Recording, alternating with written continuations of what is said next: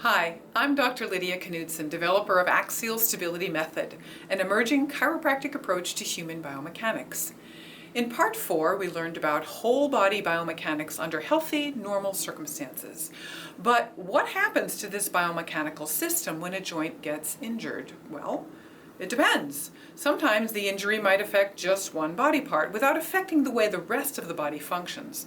For instance, if we sprain a finger, the ligament in the finger certainly needs to heal, but it probably doesn't affect the knee while it's healing.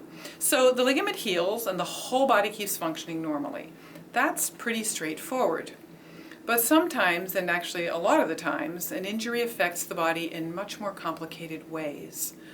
Let's consider when you hurt your foot and you begin to limp. What's going on there? What's the limp? The body is setting up protective measures to allow the ligaments or other damaged tissue in your foot time to heal. This is what we call a compensatory strategy. It is a temporary workaround. It changes muscle activation patterns and muscle firing sequences to redirect forces away from the joints in your foot. This protects your foot, but it disrupts smooth power transmission from your foot to your ankle, knee, hip, and so on into your whole body. So, at least temporarily, you lose muscle strength, timing, and coordination, and if the compensation goes on too long, you may develop chronic pain.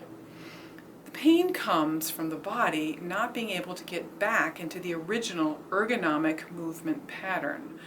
Not that you continue to noticeably limp, but the muscle firing sequences might not have gotten back to normal. These residual problems can last years, even decades, and they pile up over time with each new injury.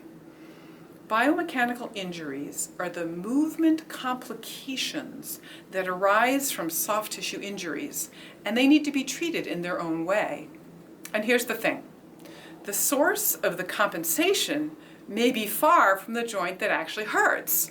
With biomechanical injury, pain is not a completely reliable indicator of where the true biomechanical injury lies. Ida Rolf, the original Rolfer, often said, "Where you think it is, it ain't."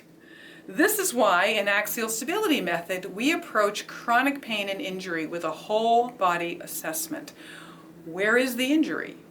If the knee hurts, is the problem really in the knee?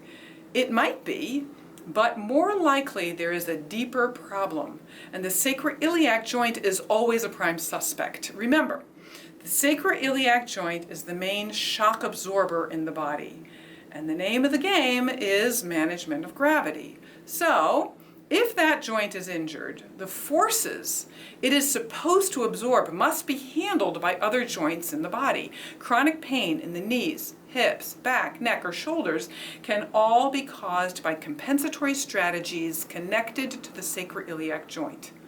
So, see Part 6 for more about Axial Stability Method and what we can do about all this.